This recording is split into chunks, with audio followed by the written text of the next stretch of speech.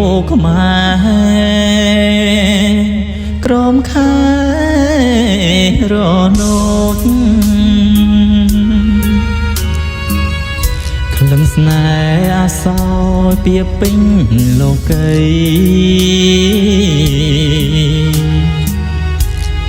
កាបាន2 ឆ្នាំប្រកសូតបត់ត្រីប្រពន្ធក្បត់ប្តីលួចលៀងស្នេហាកាយបងស្នេហ៍អូនក្រាបលូនសំពេងនៅមុខចាំងបាតផ្គរបកាស្លា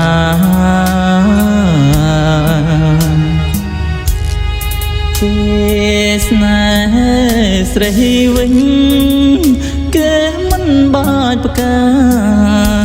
លួចហៅដូចលារត់ឡើងណានគេរួមជាទេវតាចិត្តជារកថ្ងៃក្រោយគេវិញស្បែកលងដូចទេខ្ញុំមិនទៅបួងមិនលេបថ្នាំទេចាំមើលស្រីស្នេហ៍ចិត្តចាក់ដោយណា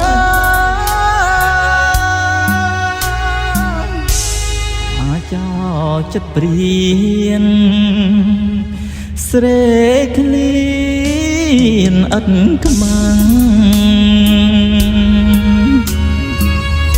បណ្ដាច់សង្វាងអូនពីអរាបើរួមព្រៀនវិញព្រៀនឈឺយ៉ាងណាសូមចាំងកម្ពីផ្ដន់ទីព្រៀនផង